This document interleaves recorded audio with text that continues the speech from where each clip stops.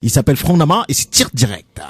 Bonjour chers auditeurs, soyez effectivement les bienvenus comme chaque jour à partir de 9h30. À 9h30 effectivement c'est l'heure des tirs directs.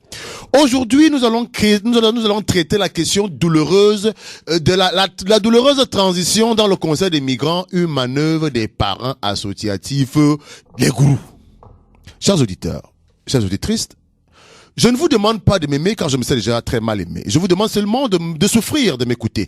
Le temps de cette diatribe car c'est en passant l'or au feu qui prend toute sa valeur et pour le cas d'espèce, je suis l'orfèvre et vous êtes la matière.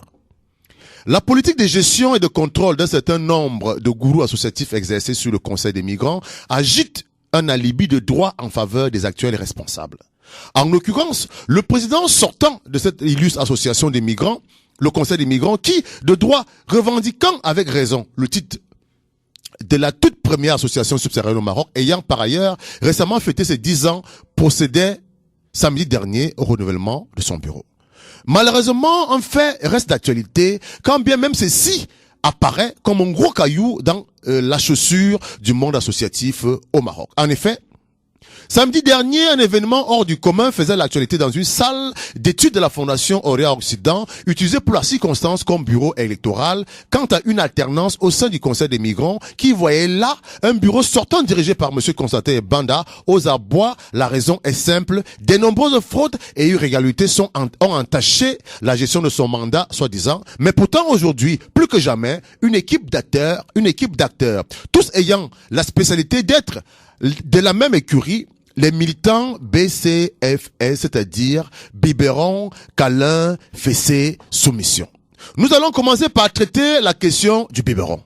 Comme des bébés, on verra les soi-disant leaders associatifs se rendre auprès de ces associations pour recevoir leur ration alimentaire quotidienne, mais seulement, avant d'avaler un morceau de pain, on va cracher tous les secrets des autres leaders indépendants, les insoumis. On va donner des infos du jour. L'actualité dans les associations qu'on ne contrôle toujours pas, on va gagner son repas, son lait de croissance en croissant comme un corbeau. Du câlin. Quand après le repas durement gagné, l'heure vient de se séparer, le gourou, le maître à penser, dit au revoir à son fiston. Des conseils et des stratégies de déstabilisation de la plateforme des migrants, par exemple, créer plusieurs profils Facebook pour la division de ces données. Des méthodes de manipulation des âmes, faibles pour scander des énormités, sont peaufinées. Bref, le câlin amer est lourdement porté pour eux, un fardeau, boulet de contrôle mental qui traînera le dit militant jusqu'à exécution. De toutes les façons, à défaut, on reçoit de la fessée. Une privation du repas peut effectivement voir le jour, être appliquée, alors on croisera certains militants nerveux, les nerfs à fleur de peau. En fait, comme un enfant à qui on venait de donner une fessée, il boude. Mais la fin est bien connue, il finira par aller se soumettre à son maître contre qui il ne peut se permettre de se rebeller. C'est lui qui va lui ouvrir les portes de l'Europe, le Mbeng, le Boza. Bref, là, c'est une affaire sérieuse. Pour cela, une petite soumission, c'est rien du tout. De la soumission. Pour se soumettre et regagner la confiance de son maître, il faut prendre la mesure de la chance qu'on a. On a été coopté pour faire partie de la Commission nationale de recours. Ce n'est pas rien, ça. On est déjà sorti plusieurs fois pour la Turquie, l'Espagne, le Liban, la France et peu de chance. Avec un peu de chance, on ira peut-être aux États-Unis, comme Marcel Amieto, en oubliant que Marcel Amieto, c'est le département d'État américain qui l'a soutenu pourtant, pas comparable à ce manœuvreur d'humains, ouvrier ténébreux et gourou sans foi ni loi, qui désigne la stratégie nationale d'immigration et d'asile au profit d'une vision tronquée de la réalité.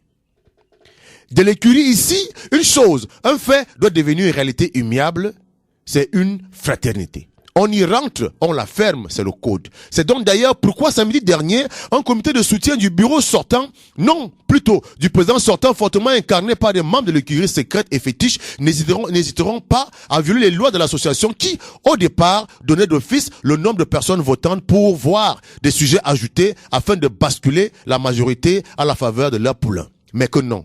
Une tentative de hold-up électoral savamment organisée sera déployée pour laisser place à une révolte spontanée du courageux et vaillant Keïta, communément appelé Kézi, qui pris de rage se dressera comme un vaillant soldat pour mettre un terme à la cabale en déchirant les bulletins de vote et en déclenchant une véritable émeute qui transforma l'élection en un ring de boxe de masse. La force en présence. La première des forces qui d'ailleurs est montante est le clan Serge Nguemou, puriste légaliste, reprochant au président sortant de vendre d'invitation pour une mission en Europe, fait grave car incriminant le Conseil comme étant une institution associative, un réseau de trafic des migrants. Parmi les victimes, une membre proche du président aurait été touchée par cette gabégie assortie d'extorsion de fonds. Fait qui devrait simplement pousser le monsieur à démissionner si ça s'avérait vrai et véritable. Mais comme on dit, dans le monde de la mafia nigériane, kill am, nothing no dey happen. Traduction, tuer, s'il le faut, il n'y a rien, nous contrôlons la situation. La deuxième force étant le clan du président sortant, Constantin Banda, bien introduit dans l'écurie secrète, il nie tout en bloc et le remet à l'actif de Camara, là, et qui désormais ne peut pas répondre parce qu'il est aux États-Unis. La bouche pleine de McDonald's et de KFC ne peut parler. Bref, voilà un épisode qui devrait sortir avec son lot de surprises. Une chose reste certaine, les autorités du pays sont désormais au courant parce que ils ont été informés. Alors, regardons, écoutons la suite. C'était T-Direct.